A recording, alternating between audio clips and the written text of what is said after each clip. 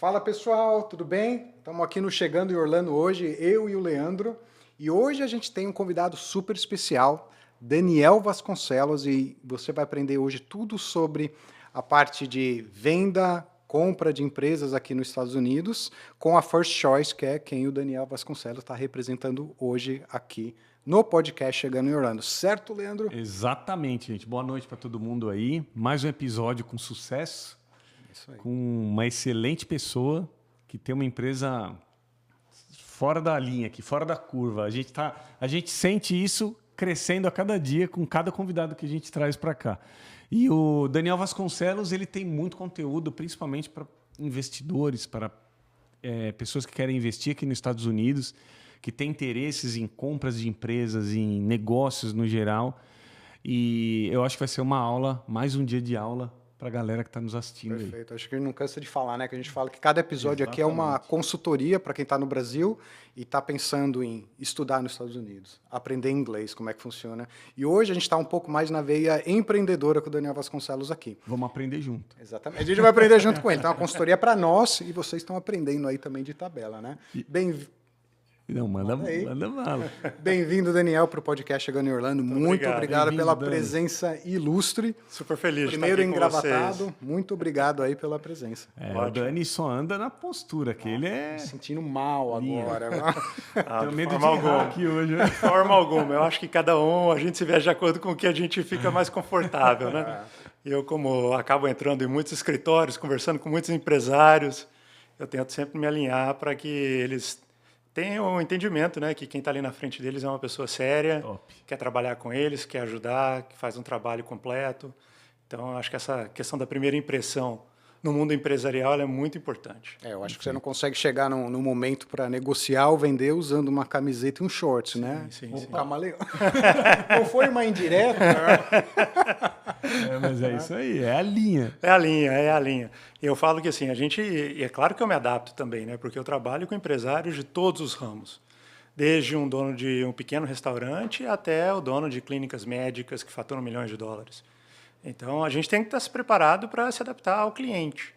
E hoje, como a gente está conversando com muitos clientes do Brasil e daqui também, eu preferi vir a caráter É isso aí. no modo empresarial para representar a empresa e representar aqueles que têm interesse em fazer negócios com a gente por aqui. E eu acho que até antes a gente falar da empresa, que assim, acho que vai ser o foco hoje, vai ser realmente falar sobre o negócio. Sim, Como sim. é que o brasileiro nos Estados Unidos consegue colocar, né, um pé aqui nos Estados Unidos através de uma compra de empresa, ou quem está aqui que está querendo vender empresa, mas antes disso, a gente sempre chama a história do convidado. Sim. E eu sei que eu estou aqui nos Estados Unidos há 8 anos, o Leandro também já há um bom tempo, mas você acho que está até old school, já veio aí há história, muito né? mais tempo, né? Old school. Como Tem história. Como é que aconteceu isso, assim? O Olha, que você fazia no Brasil e por que você procurou vir aqui para os Estados A Unidos? minha história de migração, eu acho que ela é muito diferente de muitas pessoas, porque eu não falo que ela foi uma trajetória pensada ou não foi uma estratégia de vir para os Estados Unidos para ficar. Foi um pouco do destino. Eu vim para fazer intercâmbio com a idade de 14 anos, fui assim muito trabalhado junto com a família, né? Os pais deram toda a motivação, deram a liberdade e também o apoio financeiro para vir fazer um intercâmbio nos Estados Unidos, que originalmente era para ser de 1 ano. E eu vim, e já esse começo foi super turbulente, porque a primeira cidade que eu fiquei foi em Kitty Hawk, nas Carolinas.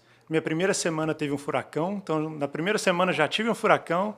Na segunda semana a família me disse que a escola que tinha lá não ia ter vaga para mim, então eles tiveram que procurar uma outra família americana. Então eles tinham me falado, eu não entendia inglês, né? Eles falaram farm. Eu estava entendendo que era farmacêutico. Falei assim, tá bom. Meu pai é médico no Brasil, estou indo para uma família de farmacêutica, tem tudo a ver, vai ser legal. Mas o farm era fazenda, não era farmácia. Companheiro do quarto lá, o companheiro de casa era uma vaquinha ali do lado. Olha, você está brincando, mas é verdade. Eu tinha 14 anos, estava para fazer 15 anos. Deve ter sido uma experiência bem Foi difícil. Bem interessante, né? Foi muito Porque interessante. Tem tudo a ver com aquele período de imaturidade, né? Sim, sim. Transitando para a maturidade. Estava ali no colégio, no Brasil, feliz. Tenho amigos no colégio até hoje. A gente se fala por WhatsApp, tem o grupo. Então, assim, eu tive uma vida no Brasil muito fantástica em termos de amizades, de escolaridade. E eu vim, na cara e na coragem, tinha tido outros primos que tinham tido uma experiência boa com intercâmbio. Falei, chegou minha hora, eu quero ir também. E aí eu vim, passei por essa mudança rápida ali de família e fui morar numa fazenda. E foi uma experiência em tanto, porque na fazenda eu estava na Virgínia depois, né, posteriormente, e lá não tinha muito contato com brasileiro. Para dizer, não tinha contato com brasileiro nenhum. Naquela época não tinha internet como a gente tem hoje, né? Tinha que escrever carta para os pais, tinha cartão telefônico. Nossa, imagina. Cara, eu ia para o colégio, no tradicional ônibus americano, demorava 45 minutos para chegar no colégio, porque eu estava na fazenda. Pau de arara, né? Mas foi, assim, fantástico. Eu falo, a família americana, eles me receberam como um filho, me trataram como um filho todo esse tempo. Eu aprendi inglês com eles, né? Porque você faz os 8 anos de escola ali no Brasil, mas é quando você chega aqui que você sabe, que você entende o quanto você ainda não entendeu e não sabe do inglês. Eu acho que isso ainda é relativamente comum, né? A família americana receber estudantes, né? Muito comum. Tem aqui casas ao redor, onde inclusive uma das vizinhas tem estudante brasileiro. Olha que E ele veio para cá, acho que fazer middle school. É. Né? Então tá no Brasil. Você veio para o middle? Eu vim para o primeiro ano do high school. Do high school. Eu vim para o primeiro ano do high school. 14. Eu tenho curiosidade, assim, é um incentivo, eles ganham para... Meu entendimento é que eles não ganham. Meu entendimento é que talvez eles tenham um desconto de imposto, de renda, mas eles não ganham. Eles realmente... Não, hoje em dia tem escolas que cobram. Tem famílias que tem cobram. famílias que cobram. Mas eles te colocavam para fazer atividades na fazenda, não? Não me Não tinha colocaram. uma troca assim, tipo, Não, você não vai tinha. hoje tirar leite da vaca, ou Não. dar comida pro porco. Eu não sei. Felizmente não teve, porque eu assim falo que um zero à esquerda para fazer esse trabalho manual. Poderia ter seguido outra profissão ali. Mas foi bem bacana. A fazenda deles, eles tinham milho, tinham vacas, tinham porcos, plantavam, como você diz, caju, né, as castanhas, e vendiam isso para as empresas de chocolate aqui nos Estados Unidos. Então, fazendas muito grandes, fazendas de famílias que estão nos Estados Unidos há mais de 100 anos, né, e muito bacana. Foi um aprendizado assim, incrível. Aprendi inglês, fiz o high school, fiz amizade para o resto da vida. Trato eles como família, eles me tratam como família. E você tem contato até hoje? Muito. Estão vindo agora para me visitar em janeiro, vão ficar em casa aqui em Orlando. Caraca, A gente quanto se tempo fala você muito. ficou lá com eles? Eu fiquei com eles, nessa família eu fiquei 8 meses. Depois eu transferi para uma outra família americana, também por troca de escola. E aí foi nesse finalzinho que eu voltei para o Brasil. Terminou um ano, eu voltei para o Brasil. Contei para os meus pais que a escola americana era fantástica, né? E falei para eles que eu queria voltar. Olha, eu não sei se a escola era fantástica, mas a minha experiência estava sendo fantástica. Eu era o atleta do futebol na escola, O único. jogava esporte, viajava no estado inteiro, estava aprendendo inglês e fascinado pela tecnologia. Fascinado.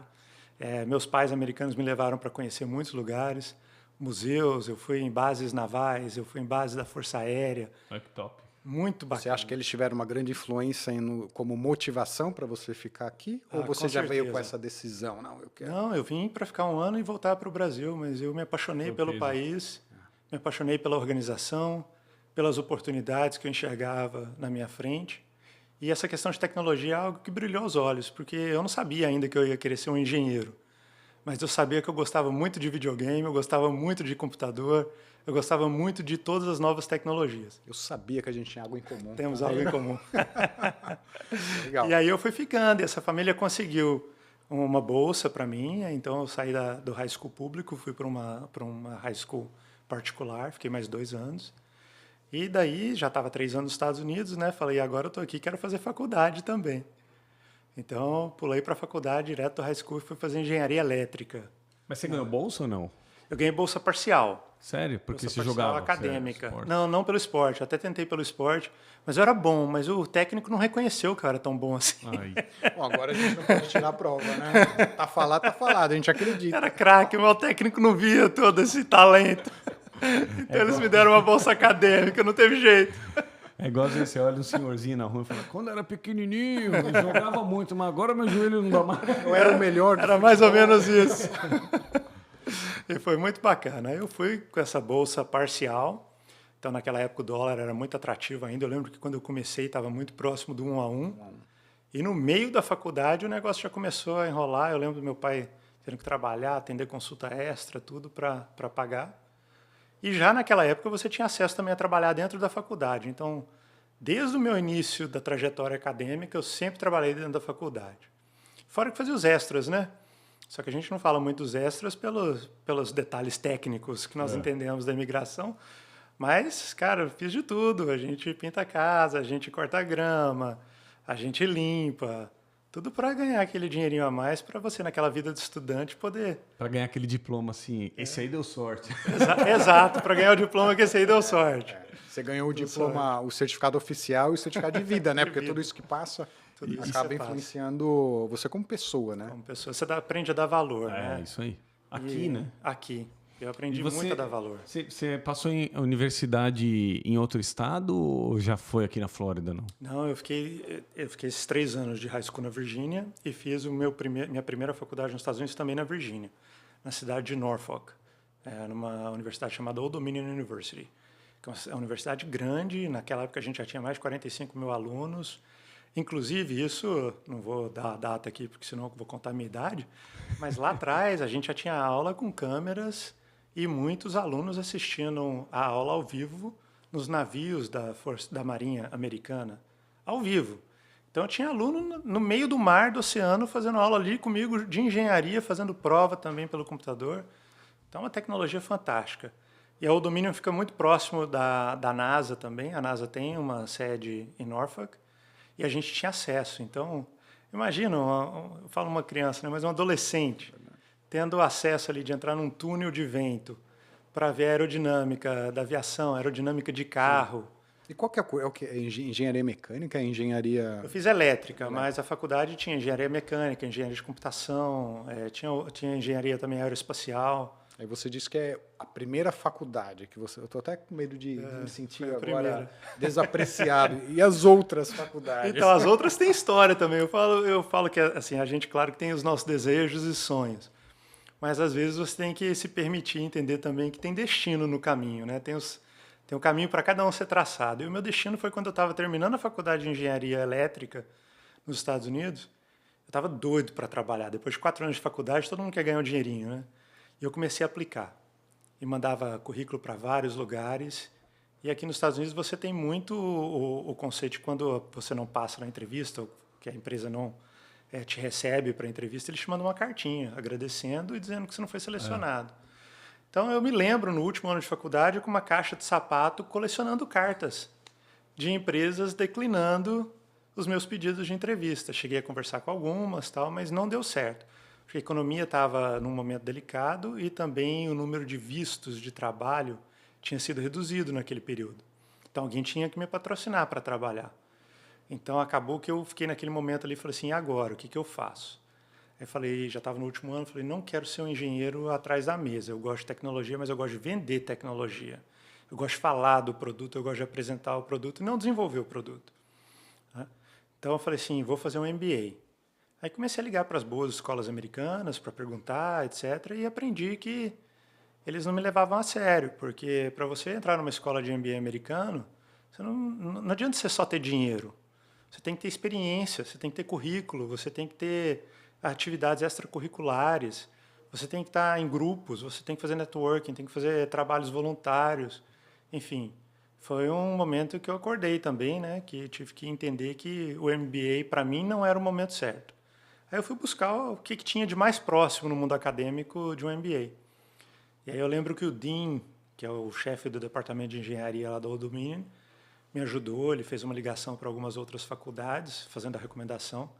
E aí sim, eu consegui uma bolsa, um scholarship 100% pago na Virginia Tech, que é uma faculdade muito conceituada de engenharia aqui nos Estados Unidos, e fui fazer um programa de engenharia industrial e sistemas, que era, na época, dentre os top 5 do país, com tudo pago.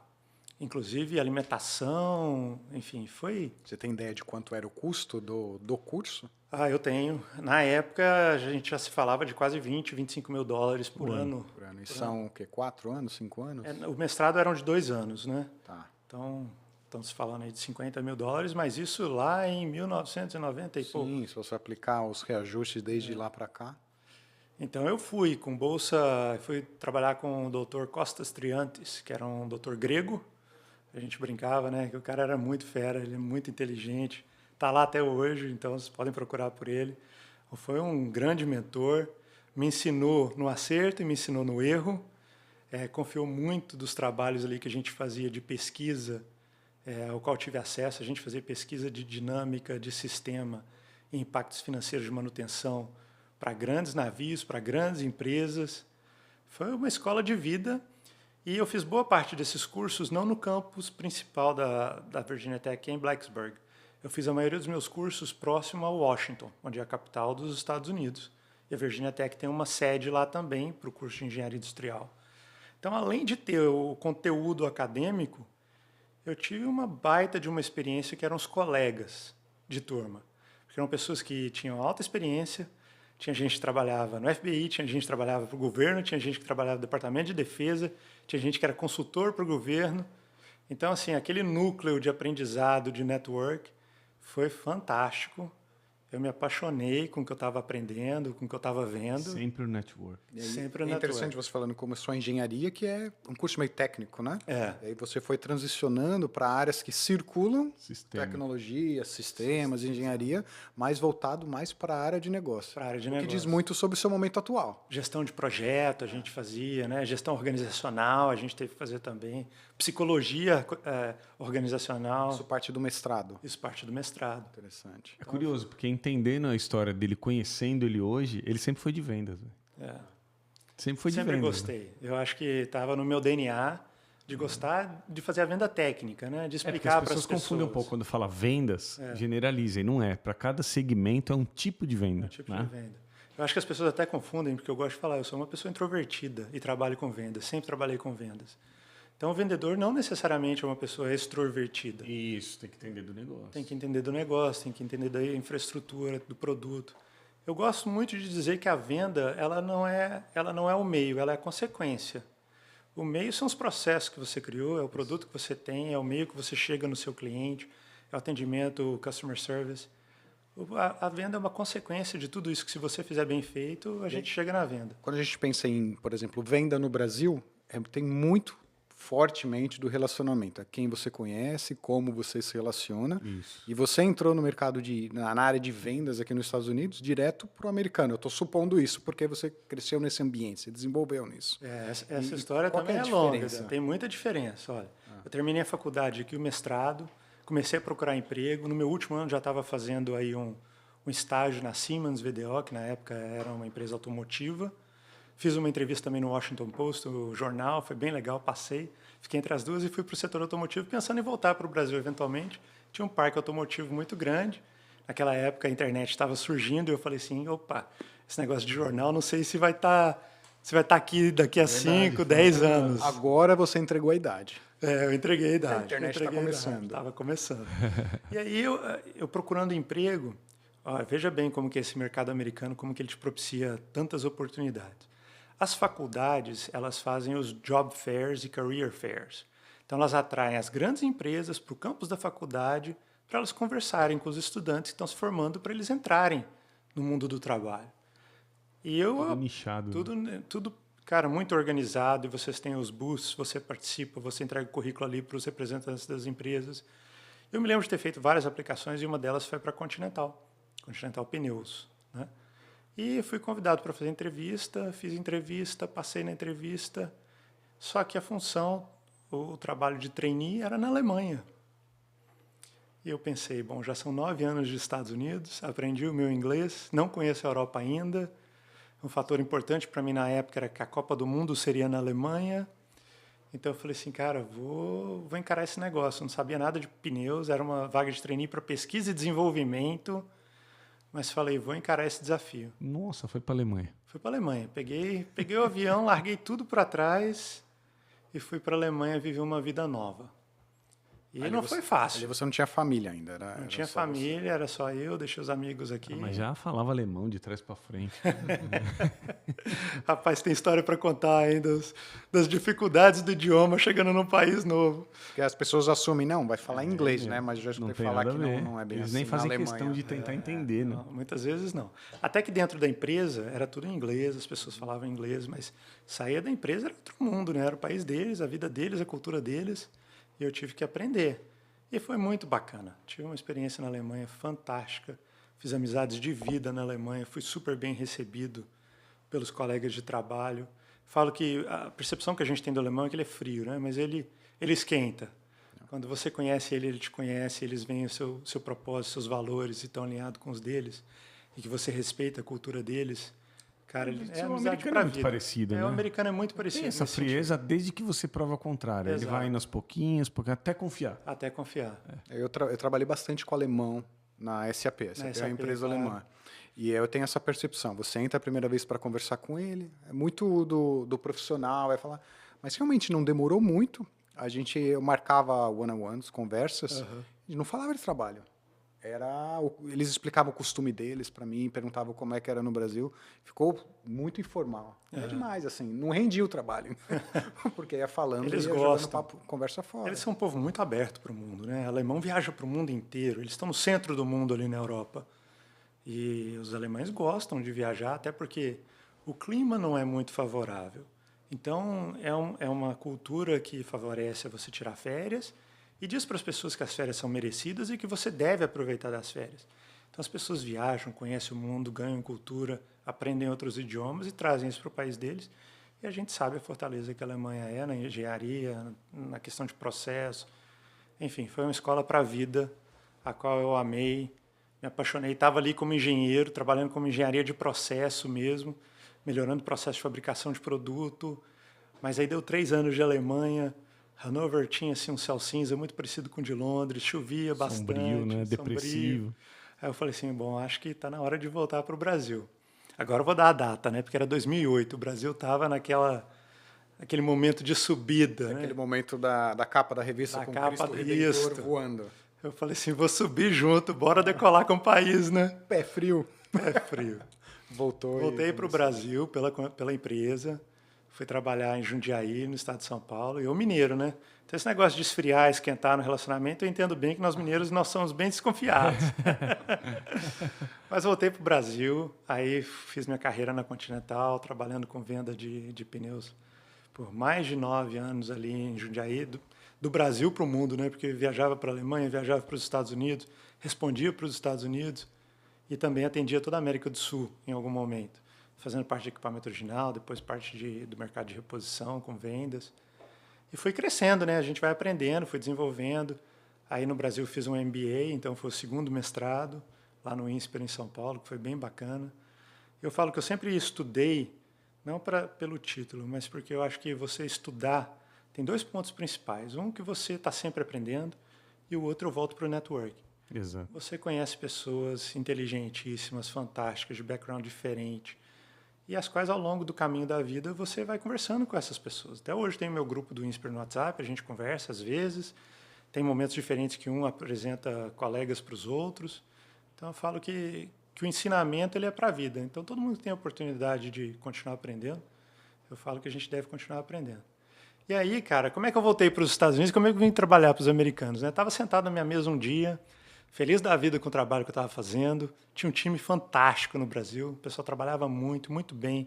A gente estava rodando bem, a empresa crescendo. E aí meu chefe me ligou, do nada. Falou assim, Daniel, seguinte, eu estou aceitando uma posição de CFO de uma outra empresa aqui nos Estados Unidos, estou de saída. E eles têm uma expressão aqui, né? Coloquei your name in the hat. Ou seja, ele colocou meu nomezinho lá para disputar a vaga que era dele. Eu falei, caraca, minha vida pode mudar. E eu já estava, de novo. Nesse momento você já tinha família? Já estava casado, e eu tinha o desejo de voltar, já tinha expressado isso para a empresa, que eu queria voltar para os Estados Unidos, porque, querendo ou não, foi um momento de formação. Você vir para um país aos 14, 15, 16 anos... Aí você cria é uma personalidade. Eu falo que eu estudei inglês, né? Eu vivi a cultura americana muito jovem. Você não tem só o aspecto lógico quando você toma uma decisão dessa, né? Porque você conectou emocionalmente Eu também, porque conectei fez parte da emocionalmente. tua infância, a transição para a fase adulta, né? Você pensar de adolescente para fase adulta, 9 anos, eu vivi talvez uma parte da minha vida intelectual já ali naquele momento aqui nos Estados Unidos, né? Levando em consideração que na sua infância tem determinado, né, do seu 0 até o seu X anos, você talvez nem lembre Não do que você lembro. passou. Mas o período que você passou aqui, você lembra de tudo. Exato. Tem eu uma lembro de conexão tudo. Na emocional. verdade, você foi para o Brasil só para buscar a sua esposa atual Foi e isso. voltar. Porque, Exato. Não, eu quero do Brasil. Falo isso, são os caminhos do destino. Por isso que eu falo que às vezes a gente tem que bater na porta, mas a gente tem que ter fé e acreditar em Deus e pedir para Ele abrir só as portas que a gente deve entrar. É isso aí. Né? Então, eu sempre fiz isso, sempre fiz minhas orações, sempre acreditei muito, tive fé, mas nunca deixei de bater nas portas, porque eu acho que na hora que elas tiverem que abrir, você tem que estar preparado Preparado, é verdade. para poder aproveitar da oportunidade. E aí vim para os Estados Unidos, assumi uma diretoria na Continental, trabalhei na Continental por vários anos, muito feliz também com o trabalho que foi feito, com a equipe que eu tinha, crescendo o negócio. Hoje a Continental é essa potência que a gente vê, né? Lá atrás já tinha patrocinado a Copa do Mundo, agora patrocina aí Copa do Brasil, enfim, uma marca que cresceu demais. E, cara, estava lá também feliz, aí veio uma pandemia. Né, que Foi nessa época que você veio para cá? Pré-pandemia? Eu vim pré-pandemia, eu vim em 2017, foi o meu último retorno, um pouquinho antes da pandemia. Então, estava ali, tocando o negócio, veio a pandemia, a gente ficou preso em casa. Imagina para uma pessoa de vendas que viajava o país inteiro, Américas inteiras, estava sempre no avião, no aeroporto, viajando, visitando cliente. Tem que ficar em casa com a máscara. Teve que ficar em casa com a máscara preso, cara. Nossa, foi muito difícil. Foi muito E difícil. o poder de convencimento numa venda remota deve Nossa, ser muito difícil, muito difícil. Mas são nesses momentos, né, de guerra, de pandemia, que o mundo muda drasticamente. Mas até aí, tanto quem vende quanto quem compra teve que mudar, Teve que né? mudar. Porque não foi uma opção sua vender remota. E a tecnologia mudou junto. Né? Você tinha já o Zoom e tal, mas não era tão... Não é o olho no olho, né? Não é o olho no olho. Mas assim, a tecnologia avançou, o Teams melhorou. Cara, você via as evoluções e upgrades desses sistemas semanalmente ali durante o período de pandemia. Se você vê o valor das ações do Zoom, Nossa. por exemplo, a empresa... Não, e o que mudou a política do mundo, né? Porque Mudou a hoje política tem do o serviço híbrido, Exato. enfim. Mas foi um momento de reflexão para mim, para minha família, acho que para muita gente, né? Eu, nesse período, passei por um momento difícil. Minha mãe adoeceu, teve câncer. Eu, nos Estados Unidos, tendo que viajar para o Brasil com máscara. Então, foi um momento muito doído. Minha mãe chegou a falecer. E foi num momento que eu falei assim, preciso de uma mudança de ares, de ambiente, de desafio. E aí uma outra empresa americana, essa, né, porque a Continental é de origem alemã, uma empresa americana me achou através do LinkedIn. Eu fui fazer entrevista, comecei as entrevistas nos Estados Unidos, minha mãe doente no Brasil, foi para o Brasil, terminei de lá também, via Teams, mas passei e voltei do Brasil dessa visita de lá, já empregado com um novo emprego aqui nos Estados Unidos para uma empresa de Dallas. É uma empresa que distribui baterias de todos os tipos para os Estados Unidos, Canadá e países ali também latino-americanos, né? Principalmente as ilhas. O que te motivou a fazer esse momento de vida que você passou para sua qualidade de vida? Eu acho que foi uma necessidade de um desafio novo, de fazer algo diferente, de aprender algo diferente. Eu estava num âmbito internacionalizado e eu queria me aprofundar na cultura americana também. Eu queria poder não só viajar para o resto do mundo, mas viajar nas pequenas cidades, entender da cultura deles, do business deles, né? Do dia a dia. Então, eu saí de uma multinacional globalizada para uma empresa muito americanizada, né? Uma empresa familiar, privada, uma empresa que o dono ainda trabalhava na empresa, o pai do dono ainda tinha uma influência na empresa. E foi muito bacana, porque você aprende a história da criação de uma empresa desde o embrião até um momento de ápice, onde a empresa, cara, fazia 20 bilhões de dólares por ano de faturamento, um lucro, vamos dizer assim, muito bom, né? Então, é uma empresa que cresceu pelo trabalho de duas pessoas que começaram ali também do nada e levaram a virar uma potência. Curioso, escutando ele falar. Ele teve que sair de uma multinacional de grande nome para dar uns passinhos para trás, não necessariamente financeiramente, porque não tem ligação uma coisa com a outra, você pode ter ido para ganhar mais, mas numa empresa menor. A questão veio a First Choice. Uhum. Em função do que você viu de construção, tenho capacidade de fazer algo para mim. Sim. É o sonho, né? Veio o sonho. Eu acho que a tua história, que a gente já vai, acho que já entrar no empreendedorismo aqui Sim, com você, sim. né? Mas o que eu acho que esse bate-papo contextualiza e exemplifica é a questão do idioma. Você tem uma mega história relacionada à formação, oportunidade de trabalho, oportunidade internacional, e com as pessoas falam, nos Estados Unidos você não precisa falar inglês para fazer... Eu entendo, mas nada disso, todas essas oportunidades, eu digo que vai além do profissional, oportunidade de vida Foi o que inglês. você teve, você não teria se não tivesse um inglês. É né? verdade. Eu falo que assim, minha trajetória poderia ainda ter sido diferente tivesse eu aprendido alemão nos 3 anos que eu fiquei na Alemanha. Eu aprendi um pouco, mas eu tive colegas que chegaram na mesma época e em 3 anos ficaram fluentes no alemão. Também por opções, Que né? também é de pessoa para pessoa, pessoa pra né? Às pessoa, vezes, isso. Em outro segmento não seria igual. Exato, pessoas que vieram também com um idioma diferente como base, né? Talvez tenha facilidade maior. Eu brinco que lá em Minas Gerais a gente fala que a vida não é longa o suficiente para você aprender alemão, porque é uma língua difícil, ou idioma difícil. Mas eu aprendi o básico, conseguia me virar, foi bom.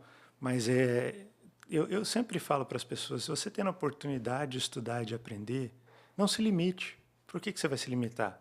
Você não sabe as portas que podem se abrir para você Exato. lá na frente. Então, tem a chance de aprender inglês. Engraçado. Depois aprenda. de velho, a gente aprende isso também. É verdade. Eu verdade. aprendi muita coisa depois de já ter uma família. família. Porque tem coisa que você acha que não. Aí a vida vai te mostrando, vai te ensinando. É um amadurecimento, né? Exatamente. Eu acho que legal que hoje a gente está aqui num podcast conversando, hoje tem internet, né? Tem muita informação. Claro que hoje tem um excesso de informação. Mas as pessoas que estão crescendo agora com esse excesso de informação, se elas tiverem um pouco de habilidade de filtrar o que pode ajudá-las, elas podem crescer demais, elas podem aprender muito, elas podem amplificar os seus horizontes de uma maneira que lá atrás eu não tinha acesso a isso. Exato. Né? É interessante, né, essa diferença. Antigamente, na tua época, que também é a minha época, que Não, a, não é nossa, minha, não, a eu sou dele é mais novo, antiga sou ainda, mais novo ainda. o trabalho era buscar informação. Era buscar informação. Quando é que a gente ia achar alguém nos Estados Unidos, e a gente já vai falar isso, que explicasse para a gente como eu compro uma empresa nos Estados Unidos? Era muito difícil, eu queria mandar carta. Pois e hoje o trabalho, eu gosto do que você falou, o trabalho é filtrar da onde você obtém essa informação. Porque se o cara colocar lá no YouTube, como é que eu faço para comprar uma empresa nos Estados Unidos? Vai achar muita coisa. Vai achar muita coisa. Mas e daí? E como é que eu faço para comprar uma empresa que me Processos. lucre, que me dê Quais são os lucro primeiros nos Estados Unidos? passos, né? Com quem que eu falo? Não tem. Tem lá, tem muita informação, mas de fato alguém com credibilidade. Como é que eu vou achar a pessoa de credibilidade? Você tem a resposta? Só usando o alemão aí, ó. Só Pegar usando- o cara, eu sei escrever alemão. Chegando em Orlando, a resposta, pô. É verdade, por isso que nós estamos aqui, né? Chegamos em Orlando e aqui estamos. E aí entra nessa fase empreendedora, first choice, Sim. né, com essa virada de chave. Por que você decidiu partir para essa linha empreendedora e especificamente first choice? Olha, eu vou voltar de novo um pouco no destino, né? Eu estava muito bem na empresa que eu estava, eu adorava fazer o que eu fazia. É uma empresa de fundamentos cristãos, que nos Estados Unidos, se você tem a sua empresa privada, você faz dela, você gerencia ela como você quer, né? Então, o dono era cristão, era uma empresa de princípios cristãos. Então, eu adorava o que eu fazia. Inclusive, 10% de todo o lucro que a gente fazia eram doados pelo dono da empresa para várias instituições de caridade, as quais nós, funcionários, poderíamos fazer pedidos, e ele ajudava essas instituições desde que ele pudesse aprovar e ver que eram instituições fidedignas, né? Então, cara, eu estava muito feliz, estava num momento bom, mas como nada na vida é estável como a gente acha, houveram mudanças. Nosso CEO saiu, veio outro CEO, o chefe do chefe trocou, o chefe trocou, e aí teve uma movimentação na empresa e eu fui desligado. Caiu. Caí. Trocaram. Cara, eu recebi É o um normal convite do do mercado. chefe num domingo e pensei, tá estranho. Reunião segunda-feira de manhã às 8. Não é o normal, não é o nosso padrão, mas vai que aconteceu alguma coisa, né? Vamos lá. Entrei na reunião, RH na reunião. Eu falei assim, esse procedimento eu conheço, porque infelizmente eu já tive que desligar outros funcionários. Então, tendo esse conhecimento, né? Eu falei assim, bom, hoje é o meu dia, né? Chegou a minha hora. E aí a gente conversou numa boa, entendi, as coisas mudam, faz parte da vida corporativa. É óbvio que você fica triste, né? Porque você está doando o seu tempo, a sua dedicação, os seus sonhos ali para ajudar a empresa a crescer. Mas, assim como muitas vezes eu vou usar o futebol como exemplo, o time pode estar indo muito bem, eles vão lá e trocam o técnico, ou vice-versa, né? O técnico está indo muito bem, o time não está tão bem, trocam os seus jogadores. Então eu fui desescalado da empresa e aí bate aquele susto naquele momento, né? Falando assim, e agora? E rapidamente eu já tinha vindo trabalhando muito nessa ideia de empreender. Porque aqui nos Estados Unidos faz parte do DNA americano empreender. Por que eu falo isso? Porque muitos dos meus colegas que trabalham no mundo corporativo, a grande maioria tem os que eles chamam de side hustles, side business. Todo mundo tem o seu negocinho. Aqui a pessoa sai do seu trabalho de 9 a 5 E vai fazer outro e negócio. vai fazer outro negocinho. Independente da classe social ou da função da empresa. Porque aqui é muito mais simples, né? Você Muito estabelecer mais a tua simples, empresa. muito mais simples. Além das formas que você tem como empreender, seja franquia, ou criar a tua empresa, ou comprar uma empresa, né? Você cria uma empresa aqui de um dia para o outro. Não quer dizer que é uma empresa de sucesso. Não quer dizer. Mas a parte burocrática, assim, É rápido. infinitamente É mais rápido, fácil. é rápido. Para abrir e para fechar, é rápido. Os Estados Unidos promovem o empreendedorismo, né? De verdade, na veia, né? Ele permite você falhar no empreendedorismo sem penalizar toda a sua vida financeira, sua família.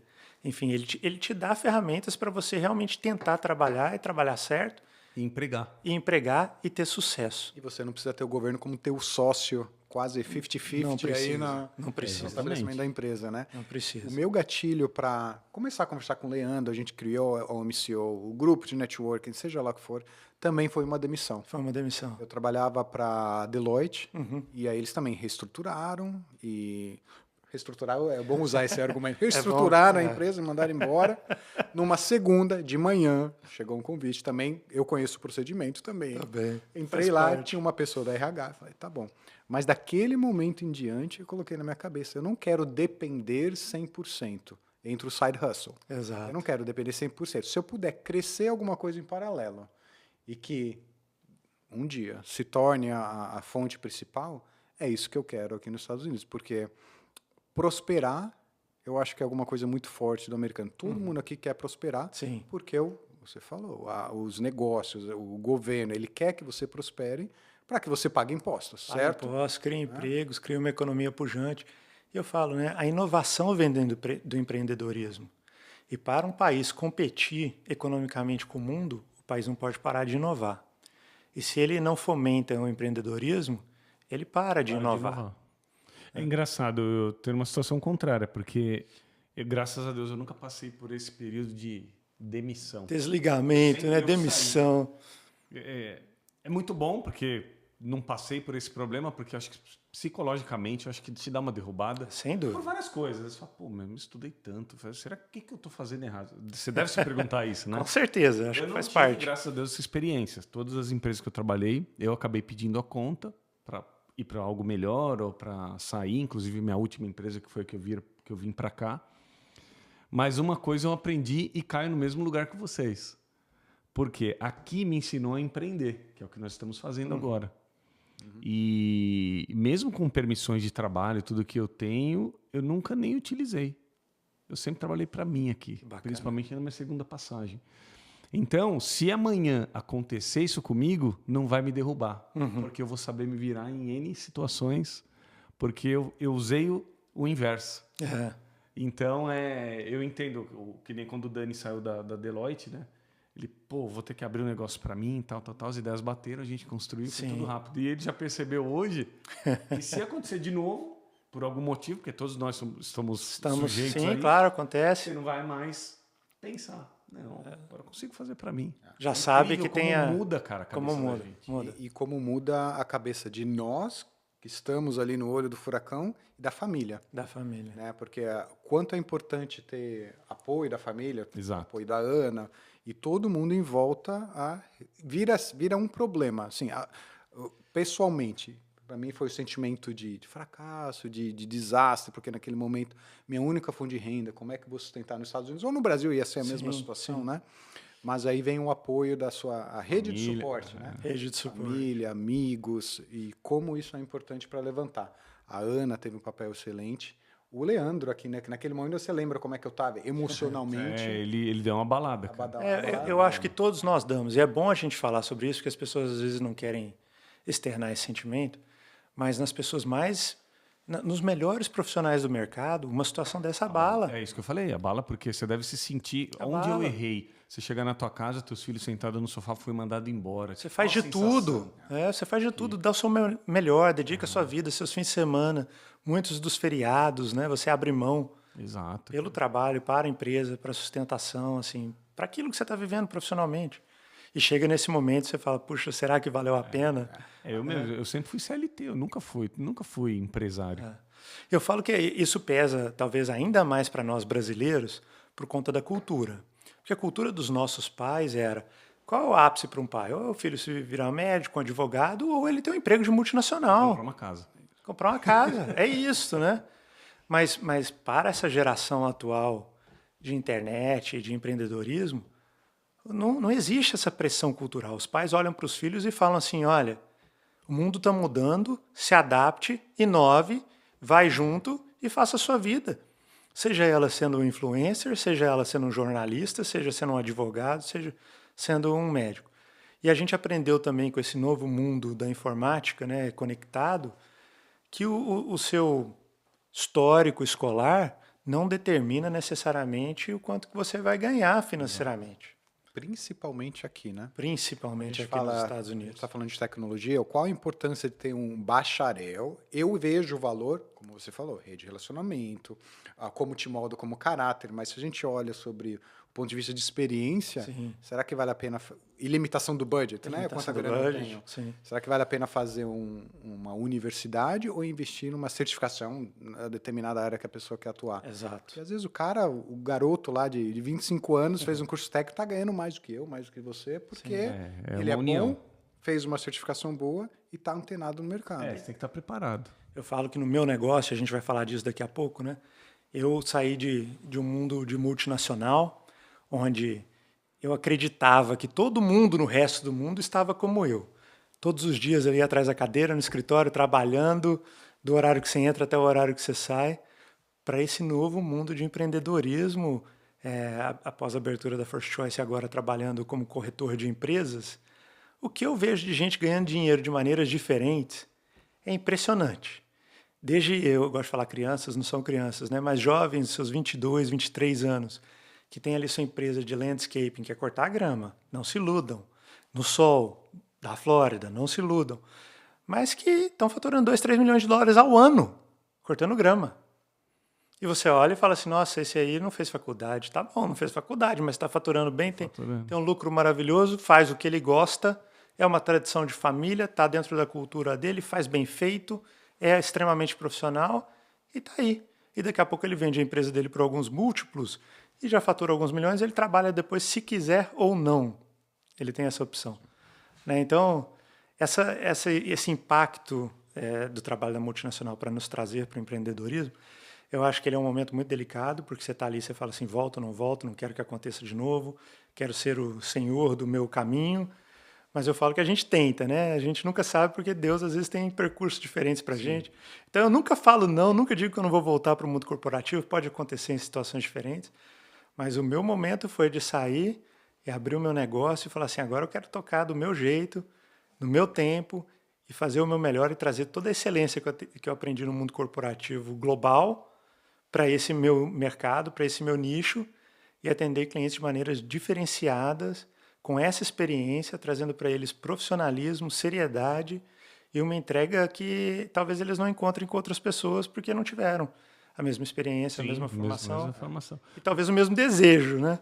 Porque o curioso assim, é que não é o pior dos mundos você ser CLT. Não você tem uma regularidade financeira, você programa suas contas, você sabe o que você vai ganhar. Sem dúvida. E gasta de acordo com o que você ganha. Quando você é empreendedor, você levanta desempregado todo dia, né? Que é o que a gente sempre fala. Então você tem que ir buscar. E aquela busca é o seu desafio, que é onde você vai fazer o negócio acontecer. E haja busca. Haja busca. Sabe o que eu sentia? Eu sentia que o empreender era questão de perfil. Não tenho o perfil para empreender. Talvez seja verdade, mas na minha cabeça isso mudou um pouco. Tá? Agora, hoje eu vejo. Não é um perfil, é um momento. Então, por muito tempo, eu pensava, é o perfil. Mas aí vem a queda, que acontece, seja na sua vida pessoal, na vida profissional, e eu percebi, não, acho que é um momento. Um momento de maturidade, um momento de estabilidade da sua vida pessoal, familiar, alguma coisa Exato, assim. porque tudo você é capaz. Você só não quer fazer porque você achar, não vai dar, melhor eu estar aqui no meu, tal, Sabe o tal. que tá aparecendo? Pablo Marçal vai entrar daqui a pouco aqui, ó. Coach! É capaz, né? É capaz. Porque a gente está falando de pontos assim muito importantes Mas que bacana, impactam a cara, vida das pessoas. São momentos diferentes, momentos de amadurecimento. E claro, tem algumas pessoas que encontram empreendimento muito cedo na vida, mas talvez tiveram estruturas familiares diferentes, momentos que permitiram isso, Hoje já tá no ideias sangue. brilhantes. Está no sangue, acontece. Mas o que me não desanima é pensar, por exemplo, não sei se vocês gostam de relógio, eu adoro relógio. Então você tem o cara lá da Richard Mille, que hoje faz relógios e vende relógios por mais de $500 mil. Alguns chegam a mais de $1 milhão. Ele começou depois dos 45 anos. Não que ele começou, ele já trabalhava no setor. Mas ele foi empreender Os depois. bons empreendedores começaram velho, inclusive o Silvio Santos, né? Começou teve com muito 40 e poucos sucesso. anos, ele fala. Então a gente não pode desistir. Eu acho que o momento que, como o Dani disse, ele chega para pessoas diferentes em momentos diferentes. Mas quando chegar a sua vez, dê o seu melhor, né? Não fique com medo. Aliás, fique com um pouco de medo, porque faz parte também eu falo que é a montanha-russa do empreendedor. Então fique com medo, tenha juízo, mas vai atrás dos seus sonhos. Qual que é o pior que pode acontecer? Fali. E aí volta... Tem que procurar outro emprego. Vou voltar para o mercado de trabalho. Vou procurar outro emprego. Cara, aqui, eu já tomei tanta porrada nos Estados Unidos, todos nós, que não dá medo de nada, cara. Pode vir o que for que você vai resolver. Ou de um jeito ou de outro você vai dar um jeito e você vai resolver. E é aí que você aprende, cara. É aí que você aprende. Não tem jeito. Sabe o que eu acho legal? A gente estava batendo papo na frente do estúdio outro dia, e aí você virou para mim. Você viu aquele carro lá? Ali do outro lado do vizinho ali na frente? A plaquinha do Uber. Sabe? Mas a quem mora ali, a gente sabe que não precisa. Mas ele E aí tem. cai no que ele falou. Porque é fácil também aqui. É o side hustle. Side hustle. Todo Porque mundo o pessoal tem. pensa, não, vou fazer Uber porque estou quebrado. Não, porque às vezes muito tempo. às vezes o pessoal está se movimentando, bota a plaquinha do Uber, vai fazer ele 50. Sim, velho. É Vai isso. pingar, né? Legal. Eu tinha diretor na companhia que eu trabalhava, que trabalhava de Uber.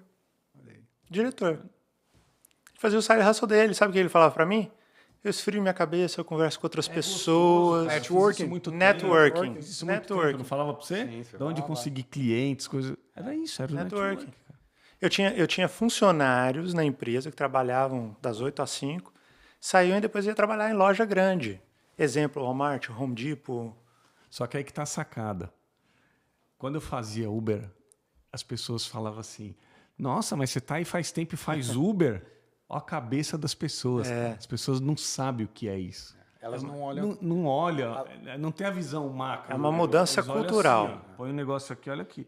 Então, assim, cada um fala o que quer. Você sabe o seu propósito. Tipo assim, o que o Uber, a relação, as pessoas, o network, o desenvolvimento do idioma te dá, não tem preço. E você faz no teu horário, a hora que você quer. Sem Você dúvida. tem segurança, você anda com o carro que você quer aqui, porque o poder de compra é bom. É bom. E, é o melhor mundo, principalmente como um segundo Eu vou te dizer, outro dia a gente estava conversando sobre isso, sobre Uber, e a gente começou a falar de alguns números. Né? Fora todo esse aspecto que eu acho que é muito importante, principalmente para esse momento que acho que nós três estamos aqui, e nós estamos com a OMCO, que é a relação de networking e fazer uma propaganda. A gente estava olhando alguns números de quanto você consegue fazer com Uber. Eu sei que no passado era muito mais, Sim. mas alguns números que a gente viu é mais do que a pessoa. eu trabalho no escritório, não está ridículo. fazendo 50% do que o Uber está fazendo aqui. Eu conheci pessoas fazendo Uber aqui recentemente que fazem mais de $100 mil ao ano fazendo Uber. Tudo bem, trabalham muito. Que vocês não se enganem. Colocam as horas, trabalham, se dedicam, limpam o carro, cuidam do carro, fazem manutenção, etc. São profissionais do Uber, mas recebem muito bem por isso. Exato. Né? São dignificadas pelo seu trabalho. Acho que isso é muito legal nos Estados Unidos. E uma Fala, Ale. pergunta, aproveitando que você jogou Diga. isso. Vamos ser agressivo agora. Vai, manda. Se amanhã o Leandro Daniel aqui falar assim, ô Dani, quero vender a MCO. Opa, o Daniel aqui vai ficar feliz. Fala um pouquinho pra gente Vou pedir para vocês não se esquecerem de mim. do que é a First Choice Broker, que é a sua empresa atual, Legal, vamos falar disso. como que ela funciona E como eu poderia fazer em uma situação de querer vender a nossa empresa daqui a uns anos que vai faturar milhões? Ótimo, perfeito. É esse tipo de negócio que eu gosto de vender. Empresas que faturam Fala um milhões. pouquinho pra gente como funciona essa logística. Vamos falar. Então, a First Choice é uma empresa de corretagem de empresas, né? Se você pensar no Brasil, você tem as imobiliárias que vendem as casas. Aqui a gente vende empresa. Também é uma diferença cultural. Porque no Brasil você tem muito daquele negócio de boutique de M&A, né, que faz grandes mergers and acquisitions. Muitas vezes os bancos estão envolvidos. Mas nos Estados Unidos, como a gente tem uma grande parcela da população americana que trabalha no small business, e o small não é tão pequeno assim, a gente fala de empresas que faturam até 50 milhões de dólares, são considerados small business nos Estados Unidos. 50 milhões são small 50 business, milhões de dólares são A gente small já tá business. bem, small Seria o business. maior small business. De zero a 50 milhões é small E business. é isso aí, é um small business. Então, imagina o tamanho da população. São os donos de restaurante, os médicos, os donos de clínicas, donos de pequenos hospitais, clínicas veterinárias. Você tem donos de fazendas, donos de pequenas produções, distribuidoras de mercadorias que fazem o papel aí de distribuidor da Amazon. Você tem frotas de veículos, de carros, de caminhões.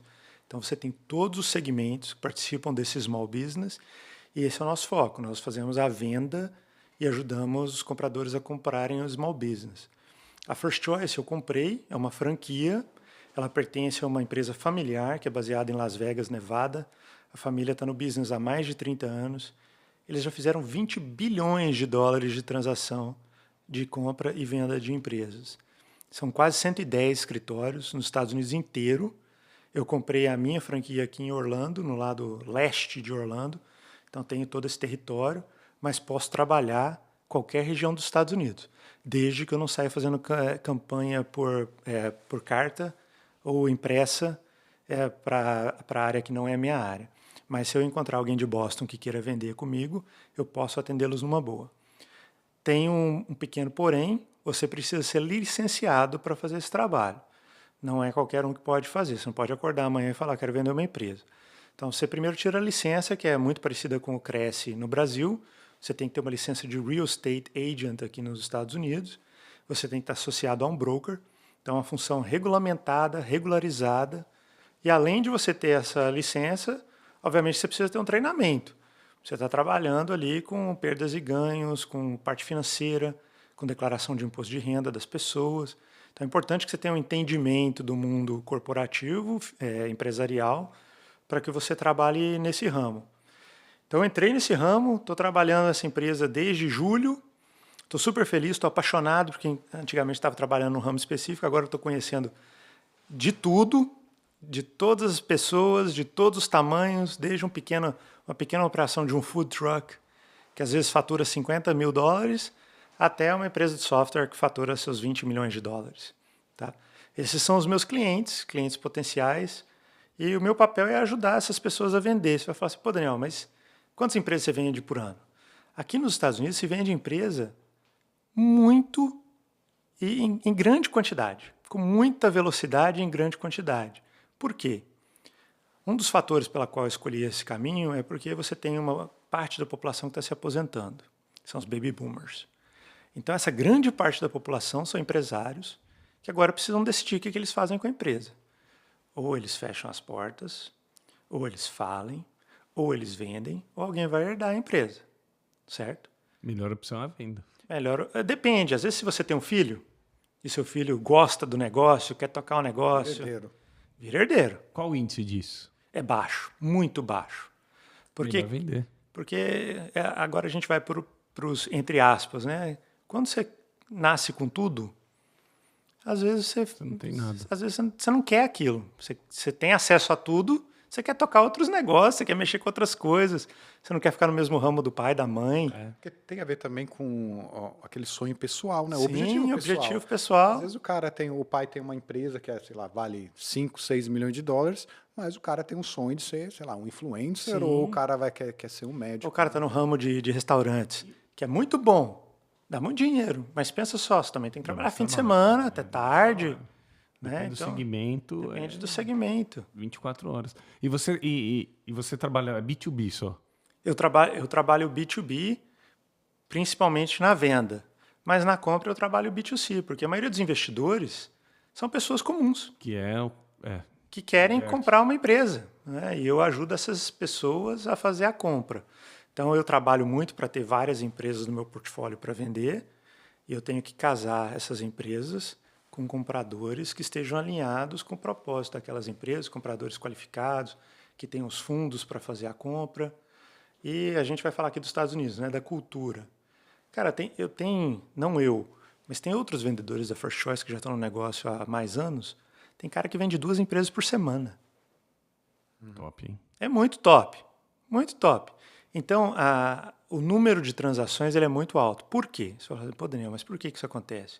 Porque os Estados Unidos ele é muito dinâmico. Muito diferente do Brasil, que às vezes você nasce em Belo Horizonte, vive toda a sua vida em Belo Horizonte e morre em Belo Horizonte. Nos Estados Unidos, você nasceu em um lugar muito raro que você vai morrer naquele mesmo lugar. Em algum momento você vai se mudar. Por trabalho, por escola, por função, por necessidade, pelo exército. Faz parte da cultura do americano se deslocar, de mudar. Então ele muda de casa, ele muda de estado, ele muda de emprego, ele muda de ramo, ele muda de empresa. Então ou ele se aposenta, ou ele fala assim, não quero mais esse negócio, vou partir para outro. E ele troca sem ponderação, ele sai do vender barco para um restaurante e vice-versa, do restaurante para empreender no negócio de medicamentos. É mesmo, e aqui você não vê dificuldade para fazer isso. Não tem Só dificuldade. Você acorda e fala, eu vou fazer. Hoje eu vou fazer. Mas é legal, assim, que no seu papel, que eu entendo que você trabalha também sobre essa questão da consultoria. Qual é o business que faz mais sentido eu comprar nos Estados Unidos para me desenvolver? Então, se eu me ponho num lugar lá tô no Brasil, quero vir para os Estados Unidos, ou estou aqui, quero empreender, aí eu vou jogar aqui uma consultoria. Eu quero, sei lá, lucrar $200 mil por ano. O que você vê assim de potencial, de mercado? Me Que liga. tipo de negócio? Me liga. Tá dada. Mas qual segmento assim que você acha que... Por que eu falei $200 mil? Que eu penso assim, eu estou nos Estados Unidos, eu quero ter uma vida confortável, eu vou falar $200 mil.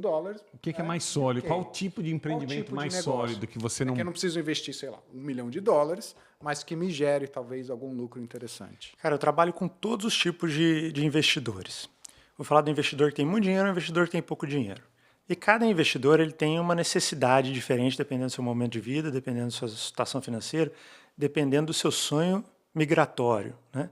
Tem uns que querem vir trabalhar, viajar, tem uns que querem vir e migrar, querem morar aqui, querem abandonar seu país de nascença, querem ficar por aqui, enfim. Eu converso muito com o comprador para entender qual que é o DNA desse comprador. O que ele gosta de fazer, o que ele é apaixonado, qual área que ele tem experiência, o que ele vislumbra fazer, se ele já conhece ou não os Estados Unidos, se ele conhece esse tipo de negócio aqui ou não.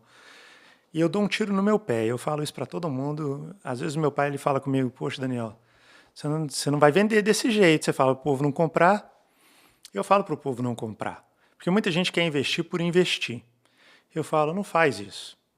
Vem, vamos dar uma volta junto.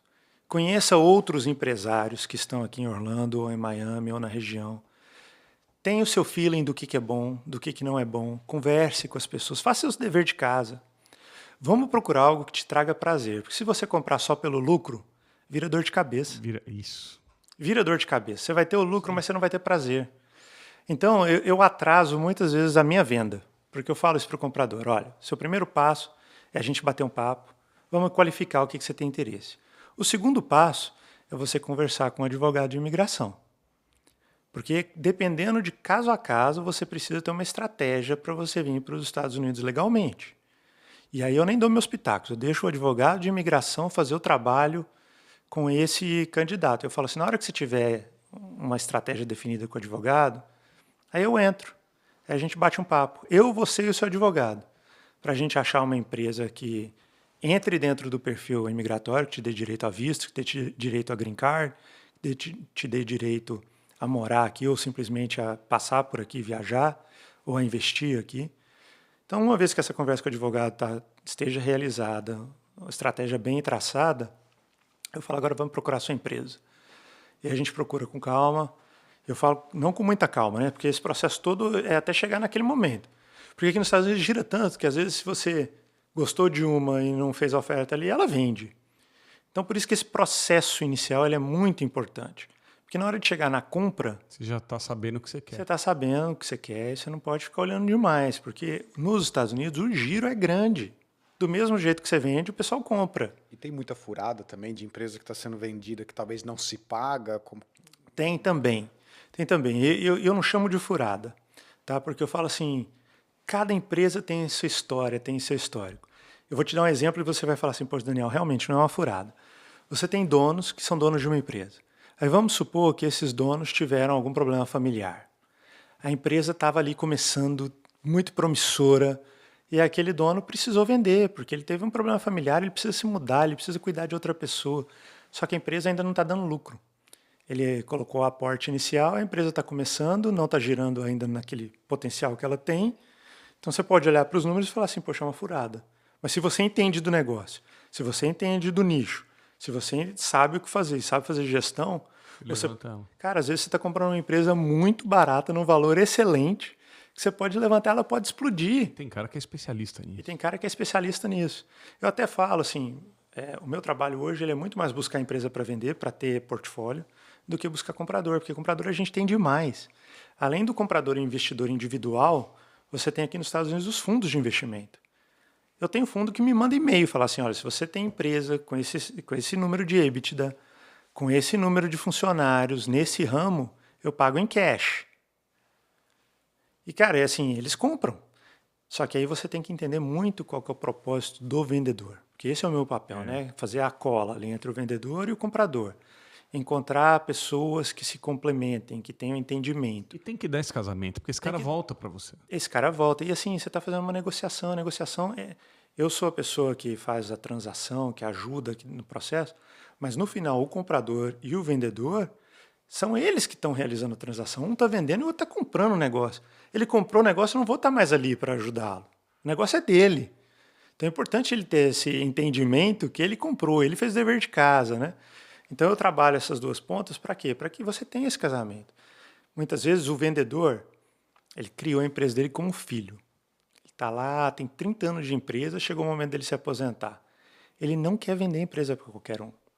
Ele não quer que chegue um comprador novo, às vezes como um fundo de investidor, nada contra, mas que chegue e troque o funcionário dele de 30 anos por um mais barato. Ele quer que a empresa vire um legado. Às vezes ele quer um legado, exato. É mais difícil de negociar com isso. Tem a paixão, né, envolvida. Tem a paixão envolvida, tem o propósito envolvido, tem a marca que ele criou envolvida, tem a localização, tem a comunidade ao redor daquela empresa. Você falou de localização, eu acho que é um negócio muito interessante, né? Porque talvez, eu imagino que comprador, se eu olho para um local, talvez o negócio em si não faça muito sentido para mim, mas está numa localização, sei lá, está perto do Epic Universe que vai lançar. Você pode comprar e vender. Eu quero comprar essa empresa pela localização, sei lá, McDonald's, né? Acontece muito. Com compra de terreno. Acontece muito. Como, às vezes, aquela empresa está no galpão, no lugar que você precisa, e não tem mais galpão. Você compra a empresa para você ter acesso ao galpão, que é um galpão alugado, está dentro de um contrato. Ou você está num plaza, aqui nos Estados Unidos, são os shopping centers, né? Que tem muita movimentação, você quer ali por N razões, familiares, de negócio, de distância, ou porque você tem o perfil de cliente que está ali. Então acontece muito de você também comprar e mudar o negócio. Isso é perfeitamente plausível, desde que as duas partes estejam de comum acordo. Né? Bacana. Então esse é o meu papel, é ajudar as pessoas a... Tipo um padre ministrando um casamento. É isso, eu falo que é um pouco disso. E é verdade, não deixa de ser. Só uma dica aqui, Nazarinho. Vamos dar um mexer aqui, ó. É o seguinte, galera, você que tá aí, que eu sei que vocês mandam perguntas pra gente aqui direto em box, quer fazer o visto E2 para poder entrar nos Estados Unidos e morar legalmente? Vocês vão ter, vou dar 2 dicas de ouro aí. Entre na OMCO, que essa semana nós vamos ter um advogado aqui que vocês vão conhecer. A gente vai mencionar durante a semana. E fala com ele sobre E2 e já emenda aqui, porque é esse cara que vai arrumar empresa para vocês. Então fiquem ligados. Um cara melhor do que esse aqui para intermediar o negócio e fazer vocês comprarem com bom preço, uma empresa boa e orientar vocês no segmento que vocês mais gostam. Por que eu estou falando isso? Porque tem pessoas que falam assim para mim, até sem você comprar empresa. Pô, eu queria ir para aí, mas tá cheio de trabalho aí, né? O que eu falo? Gente, analisa a forma que você vem. Analisa. Se você vier, vier por vir, cara, procura trabalhar em uma coisa que te faz feliz, porque só o fato de você estar aqui sem família já te faz triste. Sem Se dúvida. você morar em um lugar que você não tem ninguém bacana do lado, já te faz triste. Se você escolher um lugar que você vai trabalhar que também te faz triste, cara, Complica você vai muito, voltar né? pior do que você veio. Complica Então, muito. se você não achar de forma alguma um lugar que você se identifique, aí beleza, vê o que você quer e vai para qualquer coisa. Tem que vir. Agora, uma compra, ela tem que ser bem feita, né? É. Então é isso, galera. Fiquem ligados, procurem ele aqui, porque essa é a pegada aqui do E2. Todo mundo acha que é muito difícil vir para cá. Eu não estou dizendo que é fácil, mas se você tem a informação certa, Isso, é exatamente isso. o contato certo, que é por isso que a gente criou a OMCO, olha que coincidência, e é por isso que a gente tem lá no Chegando em Orlando, agora o Daniel Vasconcelos também faz parte dos nossos anunciantes aqui. Estamos juntos aqui nesse desafio do empreendedorismo americano. Exatamente. Muito que esse cara aí. Está sendo Que uma são? aula para gente. São atalhos, né? São atalhos. Que a gente acaba oferecendo para quem está no Brasil e quer conhecer um pouco mais o mundo do empreendedorismo ou quer expandir só a rede de relacionamento também. O que a gente faz é criar essas conexões que são atalhos de verdade para quem quer ter uma vida de sucesso nos Estados Unidos e não passar por situações difíceis que impactam diretamente no que é mais importante, família. Né? Porque uma família desestabilizada... Não, porque tem muita gente que se desespera, vou para os Estados Unidos e não analisa os fatos. Então, tem hoje a oportunidade, que nem quando eu vim, que eu apliquei EB2, eu não tinha conhecimento muito do E2. Olha hoje a gente conhece ele, conhece outros profissionais que fazem parte do nosso meio, que são anunciantes também, que já orientou com um monte de coisas diferentes. E isso a gente quer passar. Inclusive, ele não é só dono da First Choice, franqueado da First Choice, como ele tem outros negócios, né? Tem outros negócios. Se você puder passar um pouquinho para a galera quais os tipos desses outros negócios que completam a tua grade profissional atual. Eu acho que já deu para perceber que eu gosto de fazer negócios, né? Eu gosto de vendas, eu gosto de fazer o deal, eu gosto do handshake de maneira certa, correta e profissional. Eu gosto muito. Eu gosto de realizar as transações para as pessoas e ajudá-las a realizar os seus sonhos e muitas vezes as suas necessidades, que fazem parte ali do seu negócio. Então, não só eu tenho a First Choice, mas eu sou embaixador de 2 empresas aqui nos Estados Unidos. E eu escolhi 2 empresas, assim, e elas também me escolheram, porque eu acho que elas têm algumas coisas a ver uma com a outra. Uma é uma empresa americana que fica no estado de Utah, que se chama Wealth Factory. Cara, eu sou apaixonado pela Wealth Factory. Eu falo que eles poderiam me contratar para ser garoto propaganda e eu não ia pedir nada, porque eu amo o que eles fazem. Eles são o que a gente chama de family office, que no Brasil a gente conhece principalmente para as famílias de altíssimo poder aquisitivo, que tem toda a infraestrutura de um advogado, de contabilidade, do pessoal do seguro, do pessoal que faz testamento, que cuida de tudo isso para você, para que você deixe o seu legado familiar ali para as próximas gerações. A Wealth Factory trouxe isso para a massa americana, para o small business owner, ali desde os $50 mil até os $50 milhões. Então, eles entregam um conteúdo de ensinamento financeiro e também de propósito, com foco na família, com foco naquilo que você vai deixar como legado. E eles trazem esse conteúdo. Então, eu falo, a gente conversou um pouco do meu background acadêmico, né? Fiz 2 mestrados, depois tive a oportunidade de fazer um curso na Inglaterra, um outro curso na França, em faculdades renomadas. Mas o que eu aprendi na First Choice, na Wealth Factory, foi um aprendizado de vida real, pessoal. Aquilo que eu pude aprender foi como que eu cuido de uma apólice de seguro para cuidar da minha família aqui nos Estados Unidos. Aí você vai falar, que tipo de seguro, Daniel? Seguro de carro, seguro de casa. Porque a mentalidade que a gente tem muitas vezes é, deixa eu procurar o seguro mais barato e fecha, e está tudo bem, eu estou ali cuidando do meu requisito mínimo, eu tenho seguro. Mas na hora que vem o impacto, que você realmente precisa da apólice, aquilo que você precisa não está lá. Ou se você bate o seu carro, que acontece muito aqui no Orlando, que a gente tem muito visitante, né? Então, dirigir aqui é complicado. Você pode bater seu carro no carro de um advogado. E aí, o que sua apólice diz? Quanto que ela te protege? Em quais situações que ela te protege? Depois você vai para o seguro também de vida em vida, que é um investimento. porque ele te dá dividendos, ele te dá lucro. E você tem uma apólice aí de seguro de vidas que pode cuidar... Isso é o melhor que tem, né? E você, cara, está fazendo um investimento e cuidando da sua próxima geração, cuidando da sua família. Eu acredito muito que seguro de vida, eu acho que é a melhor forma de você você preparar o futuro para os teus filhos, a eles Exato. prosperarem, né? Para eles prosperarem. Porque você trabalha a vida toda para economizar, porém, por que não fazer um seguro de vida em vida, onde você está pagando e o teu filho vai... usar. Exatamente. E você também pode se beneficiar desse seguro no fim da vida, se você precisar, né? É algo que você tem acesso. Então, com a Wealth Factory, eu aprendi sobre seguros, eu aprendi sobre legado, eu aprendi sobre a importância de um testamento. Você trabalha a sua vida inteira como empresário para criar o seu patrimônio. E aí, se você morre despreparado, boa parte daquilo que você criou vai para o governo. Vai para pessoas que não têm nada a ver com sua família. Ou seja, você trabalhou. Entrega para o sócio. Entrega para o sócio. E assim, nada contra o governo está fazendo o papel dele, ele te deu oportunidade, tem mecanismos, tem procedimentos para você fazer com que o seu legado chegue para sua família, para sua próxima geração.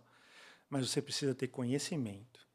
E a Wealth Factory trouxe para mim, como pessoa, conhecimento, e hoje, como embaixador deles, eu busco trazer esse conhecimento para todo mundo que eu conheço nesse meio de empreendedor, para que você seja um empreendedor de sucesso.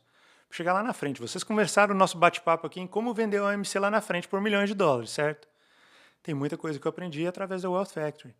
Você precisa ter uma contabilidade organizada, você precisa ter os seus seguros em dia, você precisa ter as suas redes sociais bem colocadas, porque você tem um valor de marca, você precisa estruturar funcionários para o dia que você não for sua empresa continuar a prosperar. Então, esse conteúdo que eles trazem, no caso, trouxeram para mim como pessoa física, hoje eu trago para os meus clientes como embaixador da marca. E a segunda empresa a qual eu sou embaixador é a Vitacom, que é uma empresa que constrói prédios em São Paulo, num nicho de mercado. E por que eu gostei tanto desse nicho de mercado? Porque eu sou investidor, então eu recomendo aquilo que eu pratico. Né? Sim. E a gente fala muito que, claro, eu sou muito a favor de você ter investimentos diversificados. Não sou especialista, mas é o que eu pratico o que eu falo e falo o que eu pratico. Então, eu diversifico meus investimentos. Tem investimento na bolsa? Tem. Tem investimento em seguro de vida? Tem. Tem investimento em real estate? Tem. Tem investimento no Brasil? Tem também, por que não? É um país que tem uma inflação alta, que tem uma valorização de imóveis muito boas, e a Vitacom trabalha nesse nicho de empreendimentos, de pequenos apartamentos, estúdios, onde você faz ali o aluguel de curto e médio prazo, que é o famoso Airbnb, né? Onde você tem um retorno no investimento que ele é muito significativo, mesmo tendo ali um colateral que é um colateral imobiliário. Ele usa como uma timeshare? Ele é utilizado, na verdade, como Airbnb. Tá. É um apartamento. E o legal da Vitacom, por que eu gostei tanto do que eles oferecem? Porque eles são uma empresa que está desenvolvida nesse mercado, focaram. E além de te vender o apartamento, eles têm empresa que decora e depois eles têm a empresa que faz a gestão, que é o Property Management. Então, o investidor tem o trabalho de dispor do recurso, mas a partir dali, quem toma conta, quem administra... Sem dor de cabeça. legal. Talvez você vai ganhar um pouco menos, né, do que se você tomar conta, Sim. claro. Ganha um pouco menos, mas reduz a sua dor de cabeça. Reduz a dor de cabeça e você troca esse seu tempo para ganhar mais com outras coisas. Então, eu compro só a favor, ajudo as pessoas que estão aqui nos Estados Unidos. Muita gente dolariza o patrimônio, traz para cá. Eu ajudo quem está aqui a realizar o patrimônio. No sentido que comprar um apartamento, estúdio no Brasil, ele sai barato para quem está aqui, principalmente pela questão cambial. Então, você vai fazendo uma reserva, vai pagando parcelas pequenas. Eu ainda associo isso a uma parceria de consórcio. Então, você vai fazendo alavancagem financeira e vai criando o seu patrimônio ali também. Falo para todo mundo, não coloque todos os seus ovos num basket só, né? Que a gente fala, tem a expressão americana. Não vai me investir todo o seu dinheiro comprando apartamento comigo. Mas você que já tem uma exposição diferenciada, diversificada, e que tem essa vontade de construir patrimônio imobiliário, eu recomendo, eu invisto, e se você tiver dúvida, entre em contato comigo, que eu te coloco em contato com o pessoal da Vitacom em São Paulo, qual eu já visitei, falo todos os dias. Eles têm tido um sucesso enorme, estão fazendo lançamentos, inclusive amanhã tem um, dia 12 de novembro, o qual tem compradores aqui em Orlando que já estão fechando negócio com a gente. Então eu trago desse conhecimento de negócios, de empresas, de investimentos, e esse aprendizado da Wealth Factory a investir em real estate também. Eu pratico isso nos Estados Unidos e no Brasil de uma maneira diversificada para alavancar mesmo patrimônio e deixar ainda mais para a família, né? Quando chegar a hora de deixar para a família. Eu vi que você publicou outro dia uma das ofertas no grupo do networking, Sim. no Linked, né? Sim. E eu olhei lá e falei, interessante, principalmente pela localização, acho que era perto em São Paulo, na Faria Lima, eu não lembro onde é que Cara, era. eles são ali. especialistas. Ele mostrou. Muito Eles legal. olham essas regiões que têm demanda, que tem pouca hotelaria por perto, que geralmente tem estação do metrô. E para vocês terem ideia, são edifícios que normalmente não tem garagem para o comprador. Por quê? Porque Acesso esse público não vai morar ali, eles vão passar por ali. E eles precisam do acesso. E esse público ele usa o Uber, ele usa Metrô, outros transportes, metrô, bicicleta em São Paulo, né, que é muito comum. Então, assim, é uma complementação a tudo que já existe numa capital da potência que São Paulo tem. Tem meio o conceito do Brickell lá em Miami, né? Tem esse muito estilo, conceito do Brickell, de Miami, perfeito.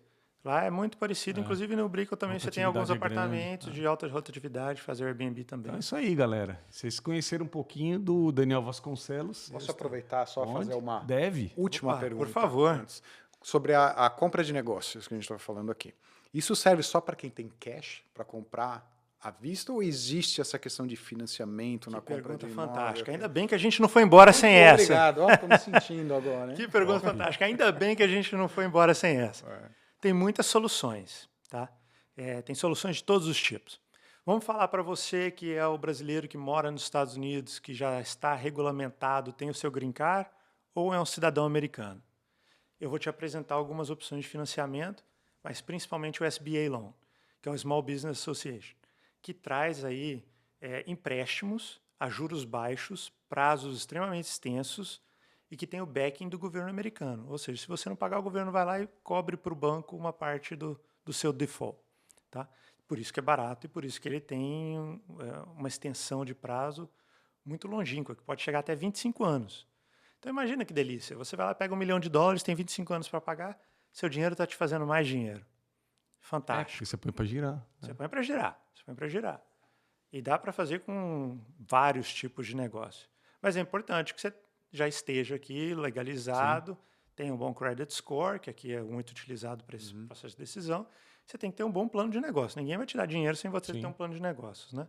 Sem demonstrar uma certa experiência para tomar aquele dinheiro. E você ajuda com essa questão do plano de negócios na compra? Ou você tem os contatos? Eu ajudo, tenho network, a gente tem, através da própria First Choice, por ser uma empresa com 110 escritórios, a gente tem parceria com alguns bancos nos Estados Unidos que nos dão condições especiais. Então, a gente facilita todo esse processo. Essa é uma das opções. Você é um investidor estrangeiro. Na maioria dos casos, o investidor estrangeiro ele chega com cash. Ele chega com dinheiro e a gente ajuda ele a fazer essa compra com dinheiro. Tá? Existem opções de financiamento? Existem. Só que a gente está num momento de juros altos, relativamente altos, né, para os Estados Unidos. Então, muitas vezes as pessoas têm de fato optado por dar o valor em cash e comprar a empresa em cash. Mas existem também algumas modalidades com esse investidor estrangeiro que a gente consegue empréstimos, que vão ser com um pouco mais de juros. Às vezes você tem que dar uns 20% ou 30% de entrada no negócio, que é razoável, e aí você toma empréstimo, dependendo do seu plano de negócio, você paga os juros e ainda está ganhando dinheiro também. Uma outra modalidade que cresceu muito pós-pandemia é de você fazer essa negociação com o dono da empresa. Então, legalmente também, o dono da empresa ele vai passar a ser o seu financiador. Você vai fazer o financiamento direto com ele. Ele assume o risco do seu financiamento. Mas a garantia é dele. Mas a garantia é dele. Né? Então, você está trabalhando para ele até que você pague a empresa. Caso contrário, você tem que devolver. É o contrato de gaveta. É o contrato de gaveta, só que aquele é oficializado. Sim. Ele vai para o advogado, ele vai para o fórum da cidade. Não é uma ideia. Belíssima ideia. E muitas vezes o investidor dono da empresa, o que ele pensa? Vou vender minha empresa, vou investir no mercado americano, isso deve me dar uns 10% a 12% ao ano. Se eu faço uns juros ali de 14% a 15%, eu tenho retorno garantido através desse empréstimo, desde que meu comprador seja um bom comprador. Sim. Né? E para o comprador internacional, um bom juros, vamos dizer. Você recomenda mais banco privado ou esses credit union, eles trabalham com juros menores ou eles não emprestam valores altos Depende. em longo prazo? Eu falo que quanto maior a transação, mais você chama a atenção dos grandes bancos. Quanto menor a transação, menos os grandes bancos vão te dar atenção Entendi. e a atenção e tratamento que você quer ter. Então, aí a gente geralmente vai para os bancos que são especializados em fazer loans para pequenas empresas. Lembrando que pequenas até 50 milhões de dólares. 50 milhões de dólares. Então, tem vários tipos de empréstimos, tem vários tipos de bancos. Os bancos são muito agressivos. Aí você fala, Daniel, como é que você acha o melhor banco? Cara, eu tenho várias opções. Eu trabalho, por exemplo, com o banco que é top 3 nos Estados Unidos de empréstimo, para pequenos empréstimos. Eu também trabalho com outros especialistas que são especialistas em procurar empréstimos. Então, você vai pagar para essa pessoa um FII, que varia aí de 5 até 10 mil dólares, dependendo do tamanho da empresa, e quantos empréstimos você quer.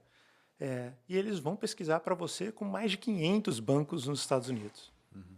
Bancos privados, vão olhar fundos privados também que gostam de emprestar dinheiro. Então, existem várias modalidades para você tomar investimentos para que você possa aplicar. Isso é muito na interessante, compra. né? Porque quem não quer descapitalizar 100%, tá aqui nos Estados Unidos, tudo bonitinho, ou mesmo quem está no Brasil com essas opções que você falou, é bom saber que não precisa descapitalizar 100% e já começar a fazer Sim. dinheiro, Mas, né? cara, se qualquer investidor de alto nível hoje, ele não descapitaliza nada. Ele trabalha com o dinheiro dos outros mesmo. Sim, ele procura alternativas É para o melhor trabalhar caminho, com, né? com dinheiro mais barato Porque para se ele. Né? qualquer emergência que você tiver, seu dinheiro está com você e o outro está girando lá, desde que faça um negócio, né? Eu volto para o tema que vocês colocaram, que é a educação, é a informação, né? Então, o propósito desse bate-papo é a gente trazer pessoas, trazer conhecimento para as pessoas. Para o Cheguemos em Orlando, eu falo, Exatamente. para que as pessoas cheguem, mas elas não só cheguem, elas cheguem bem em Orlando, cheguem E munidas. para chegar bem, A Conosco acompanha, chegando em É Orlando, ó, isso MCO, aí, temos velho, o garoto tá propaganda agora. Daniel, É isso, esse é o propósito. muito obrigado. A gente Eu que estendeu agradeço a até mais porque o oportunidade. bate-papo tá, É, muito acho que foi bom o assunto. enriquecedor. Um assunto muito bom. Então, a galera agora já está conhecendo. Daniel Vasconcelos, First Choice. Durante a semana, quem está ligado aí no nosso Instagram, Chegando em Orlando, no meu particular, no do Daniel Kiel Carreiras, no canal do YouTube, vocês vão ver, porque nós vamos fazer posts com indicações do Daniel Vasconcelos, da First Choice. Então, a galera que está aí no Brasil, que está interessado no E2, vai ter, na minha opinião, um advogado aí que Ele vem, vocês vão ficar assustados, olha, porque eu vou falar por ele, porque eu conheço o advogado, ele é muito bom. E a gente ia em conjunto, algumas semanas atrás, eu e ele assistimos uma palestra, e o palestrante nos lembrou que existem mais de 180 tipos de vistos migratórios. É claro que, como a gente não tem tanto conhecimento, não é especialista, e eu não sou especialista, Exato. muitas vezes a gente foca em um ou outro visto. Mas o advogado vai falar com vocês, aqui nesse canal, sobre várias oportunidades, várias estratégias de se fazer uma migração bem feita. Não é dar tiro para todo lado e ver se cola. É fazer com estratégia, com planejamento, com seu propósito, pensando como que você quer morar, com quem que você quer morar, por que você está fazendo o que você está fazendo, qual o seu sonho, Exato. né? E que você esteja regularizado, regulamentado para que você possa realizar esse sonho. E os sonhos mudam, tá? Eles evoluem. A gente evolui também, então as coisas mudam. Então convido vocês, os nossos viewers de hoje, a voltarem para assistir Exato, é no isso aí. canal. E falo para vocês, olha, me procurem. A gente está crescendo, a estrutura está crescendo, a gente tem tido muita demanda, muito feliz com isso. Minha assistente pode atender vocês, eu posso atender vocês. A gente segue contratando também business brokers para trabalhar com a gente. É uma profissão que eu falo que assim, ela é muito interessante, você aprende muito. Ela não é fácil, porque você está lidando com grandes transações, você está lidando ali com sonhos de pessoas e com uma movimentação muito importante, detalhada, que precisa ser bem feita. Então, se você quer um parceiro que vai fazer isso com você, não falo por você, porque você é parte do projeto. Então, é com você.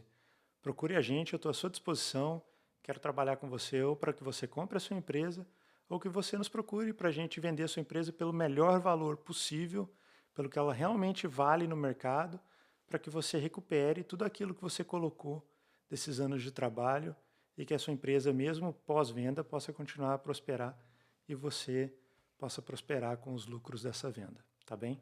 Com essa mensagem inspiradora, A gente vai encerrar o nosso podcast que se estendeu porque tem assunto aqui para virar noite, gente, daria de para verdade. continuar, eu tenho certeza. Então a gente vai deixar o canal em aberto para vocês. Coloquem, comentem, deixem o likezinho lá, que é muito importante para a gente no YouTube.